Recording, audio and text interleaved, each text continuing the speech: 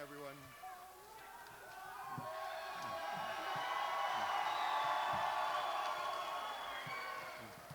On behalf of the MGM Resorts family, I'd like to welcome the media, the fighters, and our partners at UFC to the MGM Grand. This weekend will be one for the ages as we close International Fight Week with two fantastic championship battles. The UFC 189 event promises to be extraordinary, with Conor McGregor battling Chad Mendes for the interim featherweight title. In addition, fans will watch champion Robbie Lawler as he makes his first title defense against Rory McDonald in the co-main event. I'd like to extend a special thanks to Frank and Lorenzo Fertitta, Dana White, and the UFC staff, Bob Bennett of the Nevada State Athletic Commission. And once again, thanks for being here. We look forward to seeing you Saturday night. And now I'd like to introduce Dave Scholler to the podium. Thank you very much.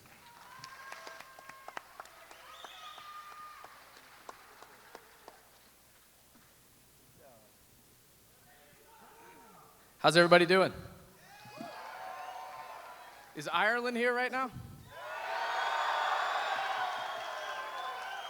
Any Sacramento in the building? Thank you all for joining us here. I apologize, Dana's not going to make the press conference, so you're stuck with me. A couple quick notes. Excited to be here today for UFC 189. Don't forget, Sunday, immediately following UFC 189, we have the Ultimate Fighter finale.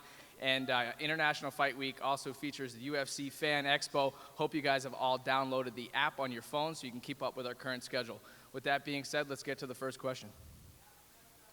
Hey, John Morgan, MMA Junkie, USA Today Sports. Quick questions for you, if I could. Obviously, this is not the fight we originally wanted to see, but some people are saying it's maybe a more interesting fight now because stylistic. Can you help us understand from a business perspective the metrics and things that you guys track? What has changed, either positively or negatively, since the fight changed? So you've seen our ticket sales. Our ticket sales are now at $7.1 million. So congratulations to all you guys making this the biggest event in the history of the UFC for Las Vegas and the United States. Our pay-per-view pre-buys, John, are through the roof. This is on pace to set big records. And in addition to that, all the metrics that we use, web traffic is up double and triple in most instances over the next biggest event this year and last year. So this is a big, big event. And then we have over 16,000 fans expected into the arena on Saturday. Sunday tickets are selling well, and we're going to have a record crowd at the Expo. Can you help us understand, obviously Jose is not here, some confusion. It just seems like there were some doctors' reports saying he had a broken rib, some saying he didn't have a broken rib, and there seems to be this feeling maybe the UFC was trying to get him to fight with a broken rib to protect, the sort of thing. Can you just help us understand what happened and how this all went down? So let's start here. Jose's health and safety was always number one, and it always is with all of our athletes. So any rumors or social media that you see that we're forcing Jose to fight is categorically false. The bottom line is there were difference of opinions in the actual x-rays and scans that were looked at, but the bottom line was it was a significant injury, and Jose decided that he couldn't fight, and that's understandable. Obviously, again, his health and safety is first and foremost. He had a serious rib and cartilage injury, and I know he's going to be watching Saturday night. Thanks, David. And last thing, I know we're here to talk about this weekend's events, but overnight we saw some social media posts, I think, regarding Travis Brown. Yep. Can you give us an idea of, is the UFC looking into this, what you know about it, and is anything being done at this time? Sure. So I'll actually read a statement regarding that matter. UFC is aware of these social media allegations made against heavyweight Travis Brown. The organization requires all athletes to act in an ethical and responsible manner as mandated by the UFC Fighter Code of Conduct policy. The UFC will not tolerate domestic violence or any other violation of the policy. However, every athlete is deserving of due process. In this situation, as with any official allegations, will be duly reviewed and thoroughly investigated by an independent party. As a result, Travis Brown will not be participating this week in International Fight Week activities, and we'll regroup as soon as we have more. Thanks, Dave. I appreciate that. Just real quickly, if I could, for the fighters, start with Conor. Conor, obviously, Chad is getting a lot of credit for stepping in on short notice, but you're also, taking an entirely different stylistic fight on short notice. Just want to ask about your mindset and the decision process. How much of the 2,400, 2,500 Irish fans flying over here coming to fight, how much did that factor into your decision to take a completely different fight? My mind is absolutely bulletproof, solid as a rock. I am number one. So if you are number one, who gives a shit if number two steps out in place of number three? At the end of the day, I'm number one. So it makes no difference who is standing across the octagon from me. I will win. And of course, as you said, the fans that have come over here, you know, to make the trip from my home city to here to Las Vegas is a once-in-a-lifetime trip for a lot of people. It takes a lot of sacrifice and a lot of saving up. So, of course, I was going to show up and compete regardless of who was across from me. That's why I was willing to take the 155-pound fight, the 170-pound fight, whatever fight was available, I was going to take a fight. So I am happy to be here, and I am happy to be representing my country on this stage. I am happy to be giving the UFC a $7.1 million gate because it is me who has given them this gate, nobody else. Realistically, Dave here shouldn't even be up here. I should be on that podium. I should be standing right there. That should be my spot, and Dave, maybe you should say here, because it's me who's at the bringing all this. $7.1 million gate, highest numbers every time. We have superstars singing us into the octagon. Who do you think got that? Me.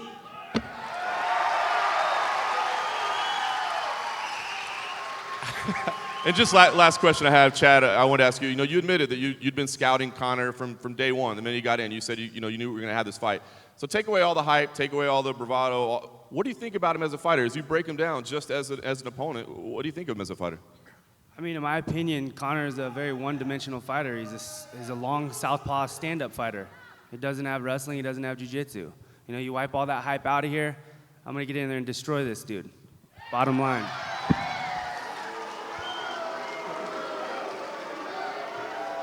Simon Head from the Sun newspaper in England. Conor, just how proud are you to be looking out at this crowd right now? Predominantly Irish fans supporting you. I believe there's going to be probably 10,000 or more coming over and filling Vegas for fight night. How proud does that make you as an Irishman? I am extremely proud of where I come from, and I am extremely proud that I'm representing my nation on this stage. I am extremely proud that my nation are running the fight game. You know what I mean? That fills me with pride. And when, again, tomorrow at the weigh-ins, when 10,000 fans fill the arena for the weigh-ins and make it the most attended weigh-ins in UFC history as well. All of these accolades fill me with pride. So I'm looking to go in there and represent my nation and fight with pride. And I'm going to kill this man across from me. He's a little 5'2" twerp. He should have kept his mouth shut. And I'm going to slap the face off him, and that's it. And Conor, I'm going to fucking embarrass you, dude. I'm going to destroy your life. I've got a quick follow-up for Chad. One of the mistakes that a lot of Conor's opponents have made in the past is they've become emotionally involved in the fight. And you've had a memorable back and forth with Conor, particularly the one on British television. Is there a danger that you are now too emotionally invested in this fight and you're not going to be able to think clearly on fight night? I mean, honestly, man, I can barely understand what you're saying. We're getting an echo back here, so it's hard to hear. But from what I got from that, I mean, dude, I've been a top-level athlete my entire life. I've dealt with guys like this my entire life, and I beat them. So, this is nothing new to me. Obviously it's going to be good to get in there and fight and beat this dude, but, I know what I got to do. I'm going to stay focused. I have a game plan. I'm going to get in there, and I'm going to destroy him.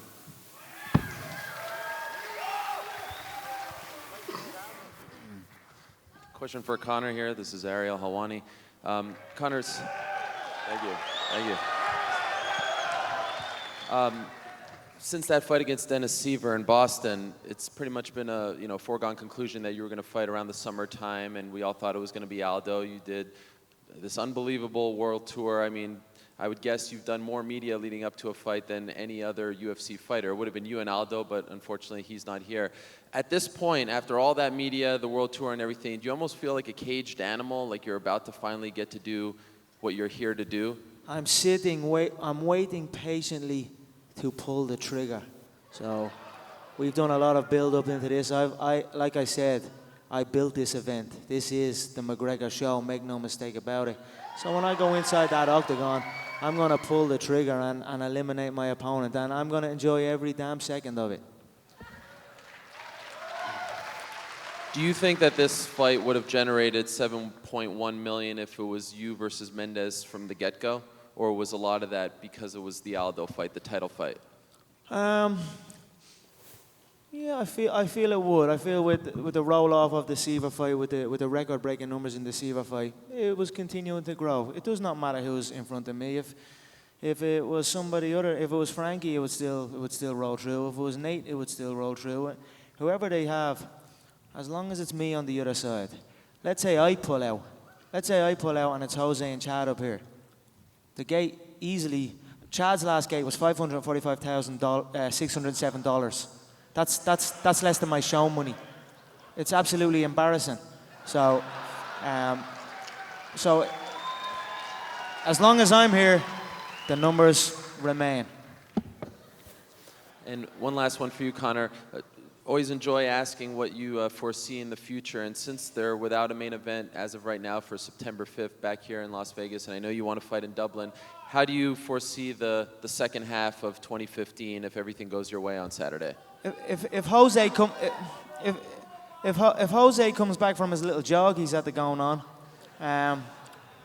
maybe we can do it. But I don't think he's coming back. But we will see. I mean, there's no coming back from what he went through. He got annihilated all through the build-up, mentally broken, and then he became physically broken. So who knows what's around the corner? But you cannot bring the show into Dublin, the show that I built in my home city, and not have me a part of it. So I don't care if it's in front of 60,000, 70,000 in Croke Park, or it's in front of 9,500 in the O2. I still will be on that show. Okay, and then one for Chad. Yesterday, I don't know if you can hear me. Can you hear me, Chad? Yeah, I can. Yesterday, Conor was talking about some tweets that you sent to Jose Aldo, and he said pussy move, yeah? That was a pussy move. Little You're coward. a pussy, dude. Trying to be friendly. You're trying to be little friends with him. Oh, please, can I have your fans? It's a bitch move, yeah? It's respect, it's what a man bro. does when he's close to Something death. you know nothing when about a man is close to all. death, that's what It's he does. He respect looks as to a fellow punch athlete. up. When a man is close God, to death, that's what he looks to do. He looks to buddy up. Keep talking. He looks to buddy I can't even understand what you're saying. Well, my question was, why did you send those tweets? What made you do that? It's about respect. I knew that there was going to be a ton of Brazilian fans here. These guys want to see me destroy this dude, and I'm going to do it.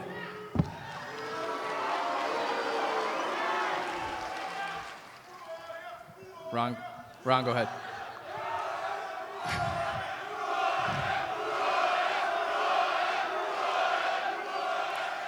Hey guys, Ron Kruk with Inside MMA on Access TV. Let's start with Conor. Conor, there have been some reports that you are dropping as much as 27 pounds, maybe 20 pounds to hit the target mark at the weigh-ins. Is that accurate? And if so, is that a normal weight cut for you? I do not mess around with this game. I take this game very, very seriously. It's the reason why I have been out here living in the desert heat the last 12 weeks with a 20-strong team that I have grew up with, that I have came up in the game with. I don't mess around with this game. My weight is on point. I will be 145 like I am every single time, and I will be an absolute monster inside that octagon. You know, he's too small. He's too small. It's as simple as that. The power to go along with the precision will absolutely demolish him. You're cutting too much weight. He has a few scrambles in him, and then he will break. Then I'm going to pick him apart. Chad, I'll let you respond. It seems you had something to say, Chad. I said he looks scrawny. He's cutting too much weight. He's skinny. I'm going to destroy this dude. Chad, with that said, you can hear the fans are definitely behind on Conor. Are you kind of embracing this role as maybe the underdog and the guy that the fans are, it seems like, at least cheering against? And I never pay attention to who's the underdog, betting wise, all that bullshit. I mean, this is a competition for me. This is what I love to do. I live for this shit. So getting in there, competing against anybody, I don't care who it is, this is what I love to do. And, this is awesome to be able to be a part of a card that's going to be the biggest UFC fight card in the history of the UFC. So, man, this is a dream come true for me. A quick question for Rory McDonald. Rory, do you feel that you won that first fight with Robbie Lawler? And also, what did you take away from that first experience that will help you in the rematch? It was a close fight, but I think the knockdown in the third round pretty much sealed the deal that Robbie was going to get the decision. I walked away with a lot. You know, it remotivated me, most importantly. You know, refocused me on mixed martial arts, and you know, since then I've been on a roll with 3 good wins against some top contenders, and it's given me confidence going into this next fight. And then finally, one for the champ, Robbie Lawler. Robbie, will you just talk about your mindset coming into your first UFC title defense and coming in as an underdog? I'm not really worried about being an underdog. That's not what I concentrate on. I'm focused on just business at hand, going out there and destroying Rory. He's a heck of an opponent, really good opponent, but I'm focused. I've had a great training camp, and I can't wait to showcase my skills.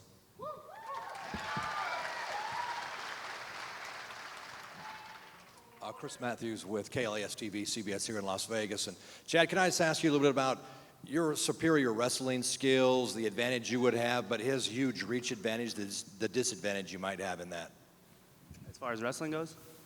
Well, your wrestling skills are superior to his, but then his reach advantage is gigantic over yours. Just the pluses and minuses of that. Yeah, I mean, every person I've ever fought in the octagon has a reach advantage over me. I mean, this is nothing new, you know? So most people that Mike Tyson got in there and fought, you know, had a reach advantage on that guy too. So, you know, I'm the type of guy that has the athleticism. I'm explosive. I can close the distance. You know, I'm not afraid of reach advantage over me.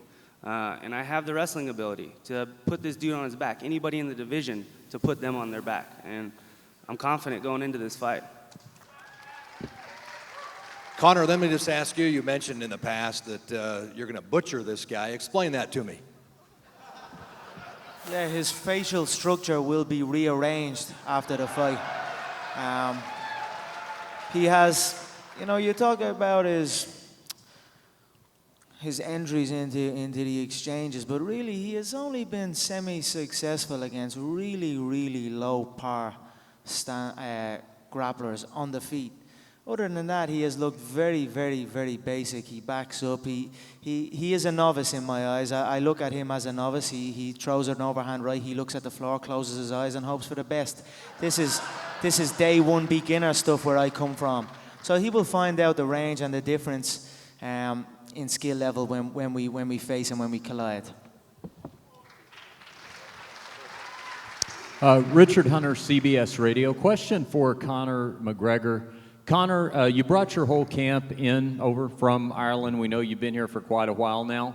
Can you tell us, was there any change from the day that you thought Jose Aldo was your opponent to the first day that you knew Chad Mendes was going to be the opponent inside the camp? Were there any changes made whatsoever? Not one bit. I had my full team out here already.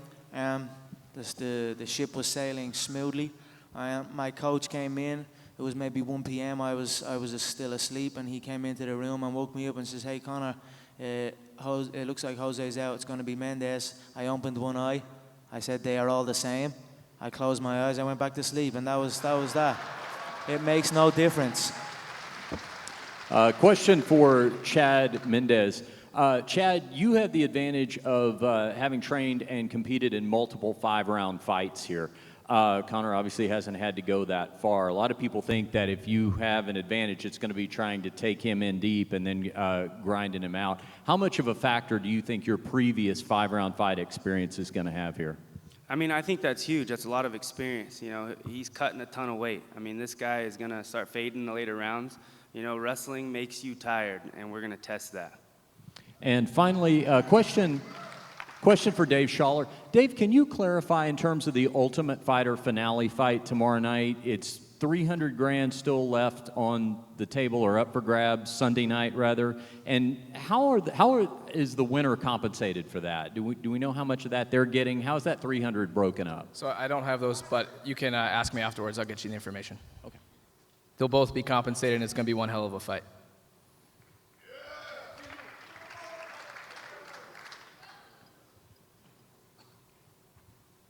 Spencer, go ahead. Spencer Kite with the Province in Vancouver. A question for Rory. You seem far more relaxed and almost excitable and engaging this time around, which is different from previous fights. A lot of people have always talked to you about that. You seem more comfortable. Can you just talk about what it is with this fight that has you in sort of a different headspace this time around? It's my focus. You know, I'm pretty relaxed right now. I think that comes from confidence. You know, I'm just focused on the martial arts right now and focused on this fight, getting through this fight. You know, I really want to put on an impressive show.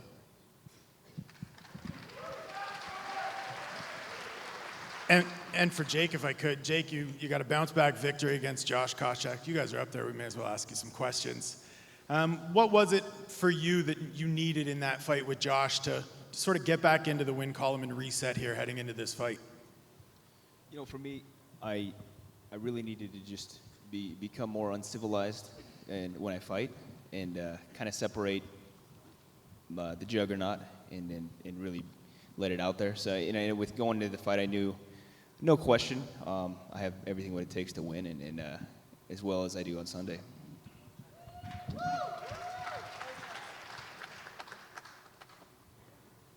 Amber Dixon, KSNV Las Vegas. My question is for Chad Mendes. Conor has a knack for trash talking. Out of all of the trash that's been talked, what's been most personal for you? What will you use to motivate you the most? Yeah, he's a black belt in trash talking. I mean, it comes natural to the dude. So, you know, this has been a fun ride going through all this with this dude. You know, I mean, this is a fight that, in my opinion, you know, like I said, you throw all that hype, that trash talk away. This is an easy fight for me. So, I'm going in this focus. I know what I have to do. He can say whatever the hell he wants to say, but you know, I know what I got to do. And what makes it an easy fight for you? What makes it an easy fight for you? I mean, he's a one-dimensional fighter. He's a stand-up fighter. That's it, bottom line. I mean, he doesn't have anything else. You know, I'm more well-rounded. I have power. I can put people to sleep on their feet. I can take you down and beat a hole in your face, and I can submit you. What else can he do? And Conor, what would your response to that be? He will do absolutely none of those things. Not one little bit of a thing. He's a rookie. He's a novice in my eyes. He's a white belt on the mat. He has no, in the grappling exchanges, he will learn as well, and then panic will set in, and then he will cower like a little girl and begin his run. But I will catch him. And the last Perfect. question. Keep thinking that, dude. Keep thinking that. The last question for you, Conor. Can you describe the significance of this fight for your country? It's a monumental occasion for myself, my team, who have been with me since day one, my country. We are running the fight game now, you know what I mean? The Fighting Irish is back, so it's a historic moment. Go ahead, Dwayne. Thanks, Dave. This is for Hyder. Dwayne Finley from Bleacher Report. You had a lot of hype coming into this, a lot of buzz building up into this tough finale that you made. What does this moment mean? What will this fight mean on Sunday for your career, and what can come next? This fight represents all the blood, sweat, and tears, all the hard work that I put in, the years that I put in, the injuries. You know, the 3 fights that I put in 16 days. This is, for me, this is my opportunity to go out there and put that final nail in the coffin, show them what I'm all about, and go out there and break them. And the next question is for Jake. Congratulations on the addition to your family. Thank you. Thank you. So, with that said, how does that change things now in your career, what you're fighting for? Now that you're a dad, moving forward in this big fight against Steven, what's that kind of mean for you right now? You know, it's been life-changing. You know, it's very uplifting. But, you know, I'm here for business. I'm extremely focused. I've had a lot of high-profile fights. You know, I've been up here. I'm comfortable. So, you know, Sunday, without a question, I'll get my hand raised, whatever it takes. Hi guys, Karen Bryant for MMA Heat. Question for you. Thank you, Spencer. Conor, question for you. What's the significance? How did it come together to have Sinead O'Connor here? Was it simply that you two was unavailable? Have you always been a fan of hers? Is she a fan of yours? How did that come together? I love Sinead O'Connor's. I love Sinead O'Connor. I'm a big fan of Sinead. She is a passionate woman. Her voice is. She has a beautiful voice, and it's eerily symbolic of war. So for as long as my career, I have been coming out to Sinead, and now we get to do it live. So it's going to be a phenomenal occasion. It's going to be a bear pit inside that MGM Grand. It's going to be 16,000 Irish strong, and he will face a bear inside that octagon. So I am extremely excited about this moment. I have built this, and I'm going to go in and I'm going to relish it and dominate. And Kamaru, I have a question for you. Obviously, you know, people were watching, if you watch The Ultimate Fighter, you know that a lot of people on your team did not want you to be the one to represent you guys in the last fight. So how have you processed that? What kind of adjustments have you made, you know, since the show in preparation? We all know that Hyder's got that big punching power. So what adjustments have you made? And sort of what are you feeling knowing that you weren't the guy that everybody necessarily wanted? At the end of the day, just kind of assessing it. Initially, it's a bit hard to take in, but I mean, all through life, my dad's always taught me people are going to doubt you, some people aren't going to believe in you. It's how you believe in yourself. And I've proven it going out. I believe in myself, and in every stage of my career, whether it's from wrestling to getting to this point, I believe in myself, and I go out there and I give it my all, and that's brought me this far. And as far as punching power, damn near everybody has punching power. If you look at the welterweight division, everybody has punching power. That means absolutely nothing. I've been hit before. In our sparring session and practice, each and every one is a pay-per-view event. So that's going to mean nothing to me. I'm going to go out there and implement my game and do what I do. And break is not a word he should ever associate with me, because that's not something I do. I'm a wrestler at heart, 100% wrestler, and I do the breaking. And Hyder, for you, obviously right now you've got that great benefit of having the champion in your camp preparing at the same time. How much has that helped you prepare for really what is the biggest fight of your career? Yeah, just having Robbie there with me even during the season. You know, I've always looked at him as a big brother, mentor, you know, just for what he's accomplished in his career, the mindset that he has. You know, his fighting style is something that I try to implement. You know, he's trying to go out there and rip your head off, knock your head into the upper deck. And that's something that I always try and do. You know, I'm a guy that goes in there ready to kill and prepared to die. And anytime you have that type of mentality, only great things will happen. So I'm excited for this fight, and I'm going to bring it.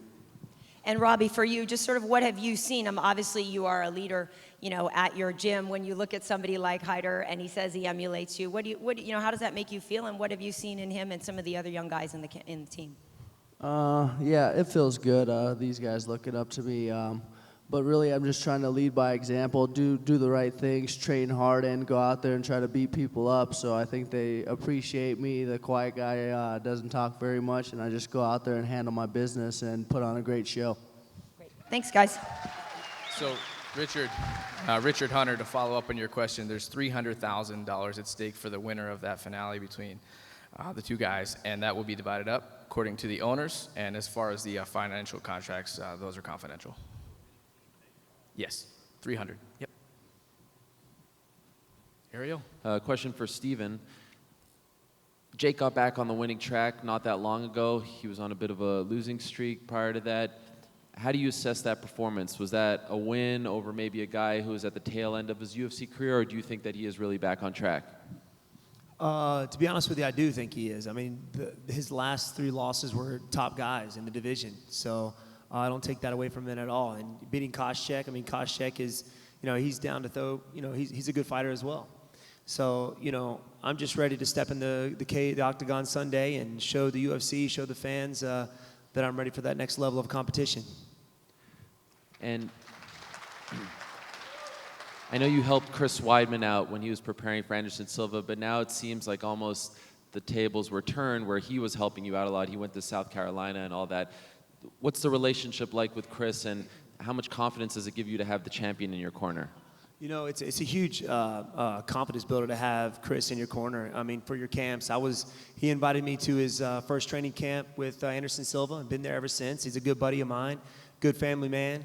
And yeah, it was a privilege to have him down to South Carolina to train with me, get ready for my man Ellenberger. So, you know, it definitely puts a smile on my face to know that the champ has got my back. So it's pretty cool. And a question for Rory. I can't help but notice the hair is changing once again. What's going on? What's the significance? Are we going away from the mohawk now? No, I'm gonna get a haircut. Don't worry. Okay. All right. Just a little lazy right now. All right. Cutting weight. I was worried. And then just another one for Conor.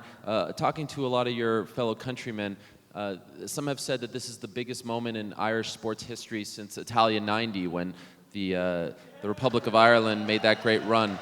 I know you were just 2 years old when Italia '90 happened, but do you remember talking to people as you were growing up, like what that meant for the country? And did you ever think that I could be the guy to bring, the Republic of Ireland back on the world stage once again? I remember the buzz at the time, yeah, but I always thought I was going to be the one to do this. If I did not think that, we would not be here. Every day myself and my coach, we said, we are going to change the face of the fight game. We are going to introduce the Irish public to true martial arts, to true fighting, and that's what we have done. And now we are on the world stage. Now the game is about to be wrapped up in a little bow. So it's a monumental occasion, and I'm extremely, extremely proud of it. And this event is exactly 6 years since UFC 100 happened. And I'm wondering if you watched that event live and if you had those same dreams that, wow, I could be. I mean, this almost feels like the biggest one since, in some ways, for the July 4th weekend cards. Yeah, 100%. I'm a dreamer. I always dream. I always visualize. So, of course, watching UFC 100 and seeing the magnitude of that event and the fact that we have surpassed that. I am 26 years of age, and I hold every record in the game. And on Saturday night, the pay-per-view record will be the final one. So, it's been a phenomenal journey. And at the same time, I'm at 26 years of age. I am still young, and I already have every record. So, I am only warming up here. We have seen nothing yet. Okay, and then just one last one for Chad. Obviously, ideally, you'd rather have a full training camp for a fight of this magnitude, but are you almost a little bit happy that you didn't have to go through the world tour and all that and, be around Conor and listen to him? Because it seems like sometimes you don't enjoy that process very much. Oh, yeah, definitely, man. This is perfect for me. I get to, be in shape. I get to come in last minute, fill in for someone that was injured, and whoop some ass. So, yeah, this is perfect. Chad, Gareth Davis from the Daily Telegraph. Just following on from that, obviously, as you say, you kind of perhaps had the blessing of not having to go on the media tour with Conor. Do you actually think he is disrespectful, or is it just the fact he has this great self-belief in himself? I can't tell if the guy's being disrespectful or if he's being calculated, but either way, I mean, this is a fight. I mean, he can say what he wants to say, and we're going to get in there. Once that octagon is locked, it's going to be a war.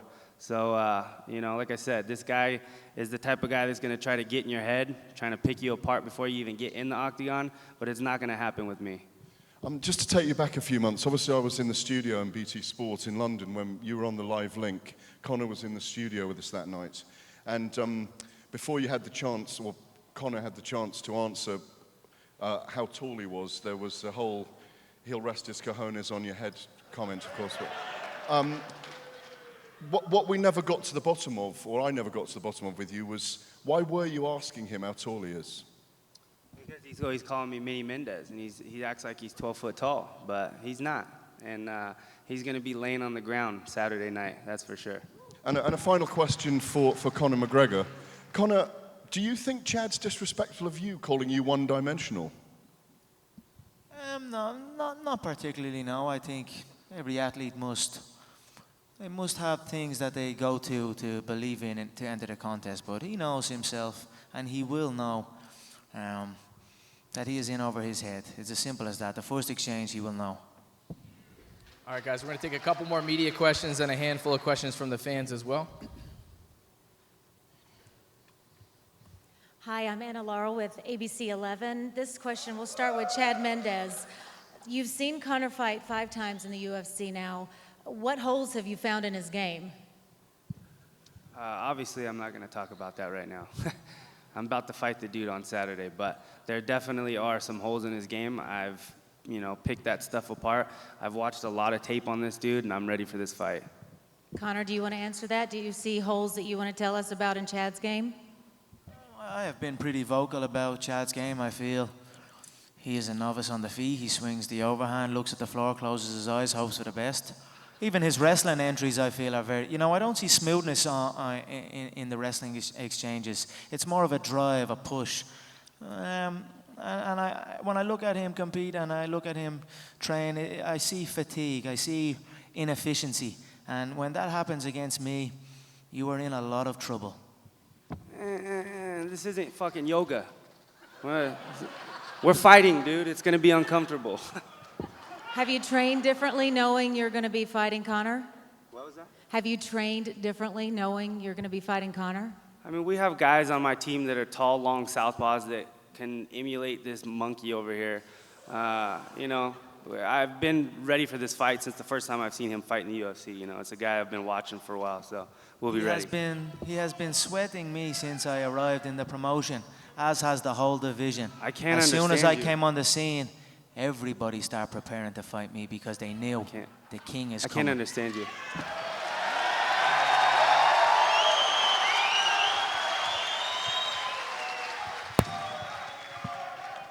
Mike Martinez from UFC.com. Conor, I just have one question for you. Normally these weigh-ins are held in smaller venues. Tomorrow it's going to be in the arena. What kind of Irish crowd do you expect there? And do you have anything planned for the stare down with Chad? I don't plan nothing, not one thing. I enter everything formless and trust in my reaction and trust in my approach. But as far as what do I expect? I expect 10,000 screaming Irish fans inside that MGM for the weigh-ins that are gonna give me that lift. It's gonna be a phenomenal weekend for the Irish, for the UFC, and for myself. So I am looking forward to it. I'm gonna relish every moment of it. And that's it. I love this life. So to follow up on that, we are configuring tomorrow's arena at MGM Grand Garden Arena to set the record for UFC weigh-in attendance, so we need all you guys there. We're going to try to set another record this weekend with the largest UFC weigh-in in history, so hope to see you guys there. I guess I got the last question. So I'd like to, number one, ask Dave, and then open it up for the entire panel. Of course, it's a massive week here in Vegas, UFC 189, the Fan Expo, and also the Hall of Fame inductions. And for us at Inside MMA, it's very meaningful as we are inducting our own Boss Rutan. He's going into the Hall of Fame. So we're very excited about that. Dave, could you first comment about Boss's induction? And then I'd just like to open up for anyone that has a comment about Boss and what they meant to him or a favorite story. I mean, plain and simple, Boss is a pioneer. He deserves to be in the Hall of Fame, and to watch him get up there alongside BJ Penn, the late Chef Blatnick's family is going to be there, and then Trigg and Hughes. It's going to be a huge occasion. I hope you guys will all join us for that. Boss has had a big effect, and I think his success also overseas has paved the way for many of our fighters who've joined us from Europe and other parts of the world. So he's meant a lot to this organization, and we're happy to put him in the Hall of Fame. Yeah, Boss is the man. I mean, this is a guy that I grew up watching fight, but I think more importantly, just that guy's YouTube self-defense videos were unreal. It's something I'll never forget. Boss is an absolute legend of the game, a European that went and done it. You know, he changed the approach, he changed the styles, and he's an absolute animal. I've met the man many times. He's a great man, and he deserves to be in the Hall of Fame, 100%. Yeah, Boss, I've met him many times. I was with him at the IFL. He was awesome to be around. He's an awesome guy. He's an awesome fighter, and he's an awesome commentator. All right, with that being said, we're going to take a handful of fan questions. Paige has the mic, so we ask you to put your hand up. Go ahead, Paige, pick one, and we'll take a few from our fans here. Just ask that you stand up when you ask your question, sir. All right, two questions. I'm going to have one question for Conor and one for Chad. So I know a lot of the fans here are obviously pulling for Conor, but my question is, first off to Chad, is how do you think the fans will take him if he were to lose this fight? Do you think people will even really pay attention to really what he has to say? I know obviously he believes most of what he says, but how do you think just people will assess him after if he were to lose? I think when he loses Saturday, he's still going to have all his Irish fans that are backing him up. I mean, this is his country. These are people that are going to stand behind him. But, you know, the hype train's going to come to an end, and it's my time to reign. And for Cameron, you know, following the show, kind of taking over the team for a while, do you feel like the mood of the team has kind of gone up just because of all the exposure? Do you think maybe a lot of kids kids on the team are more training harder or trying to work their way up now that they see all you guys on the show and all that kind of exposure? Yes, definitely. I think so. I think it's just a testament to what hard work can do for you and how far that could get you. And so I think a lot of kids are watching that and seeing that and starting to implement that in their life and the way they approach the sport.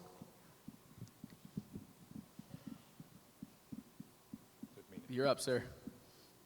Hi, for Rory, just fans from South Africa. What is your longer-term plan once you win the title this weekend? What's your longer-term plan for the future?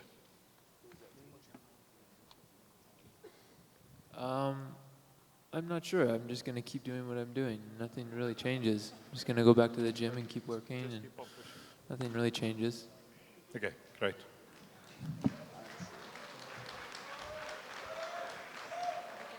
Okay. This question is for Conor.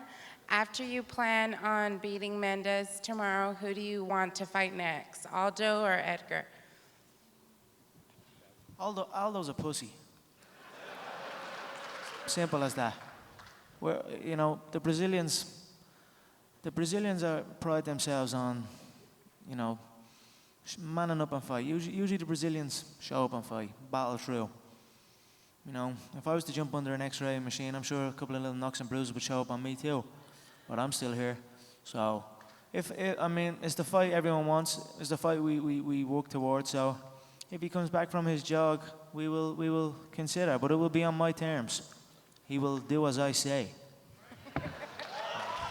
So Paige, we're going to take those few folks there, then we're going to move up there and move over here, and we'll wrap it up, okay? So we'll take the last ones there.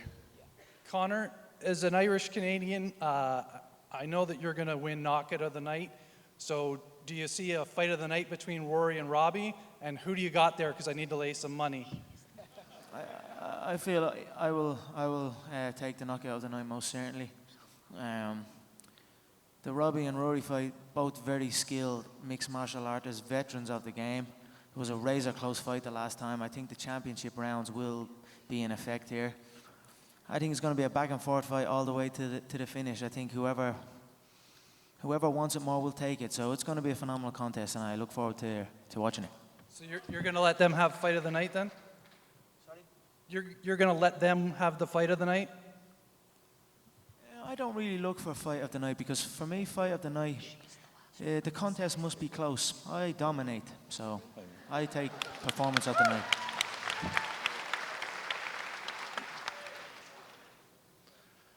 Chad, if this becomes a stand-up game, which I think it will, long as Conor keeps his hips back and his punches throwing down, how do you see the fight going if it goes stand-up? Well, first off, I'm going to have to say that I'll probably knock him out. No, you gotta cut. You gotta keep moving. Chad Mendes.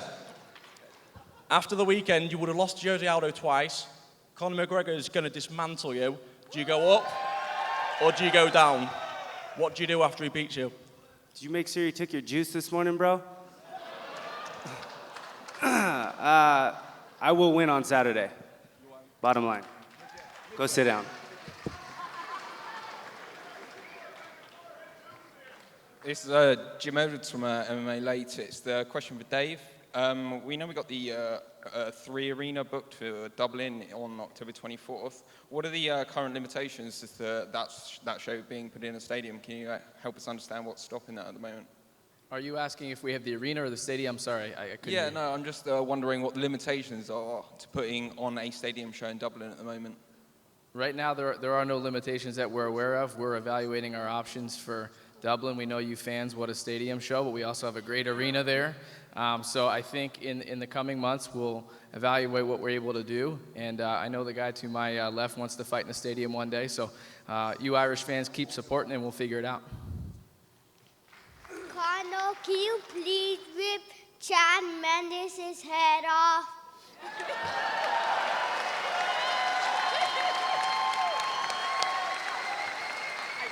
Oh, thank you. I don't know if I can top that, but this question is for Chad Mendes and Conor McGregor. Based off of both of your flexibility and a recent interview with Conan O'Brien, who do you think has a better sex life? I mean, I know my sex life is great. I can't speak for Conor. My sex life is phenomenal. Paige, we're going to take 2 from up there and then 2 down here and then wrap this thing up, okay? Fans up in the balcony area here.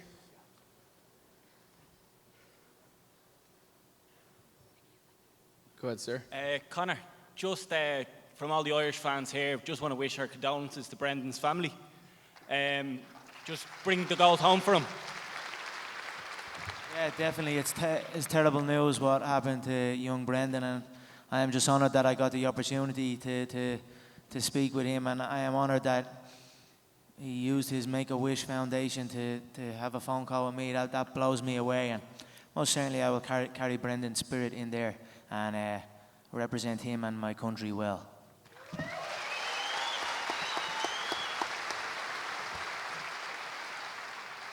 This question's for Mr. Schaller. It's in regards to UFC matchmaking. Between the year 2012 to recently, we've seen a lot of injuries that affect main events and co-main events.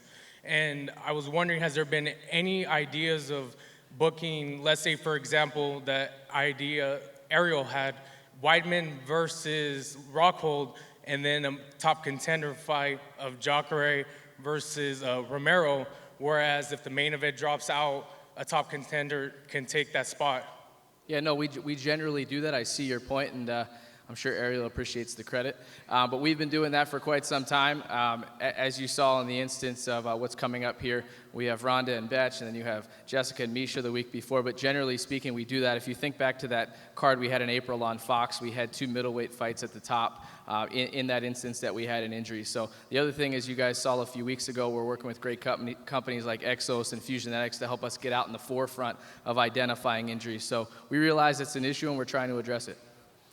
Take 2 more from over here.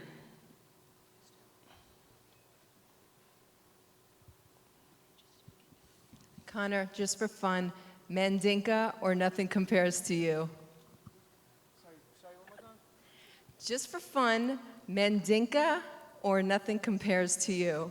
Sinead O'Connor song, of them two, I'd say nothing compares to you. It's a classic, eh? Conor, as a Southern California native, I saw you were living in Southern California. Would you ever be open to fighting in Los Angeles? Yeah, I would fight anywhere, you know. If I'm being honest, I feel Dublin, Vegas, they are my 2 locations for my career. But we will see, but I am open, and we will see what presents itself. Thank you. Last question. Hi, this is for each of you, both McGregor and Mendes. How have you directly affected your community outside the octagon through giving back or charity service?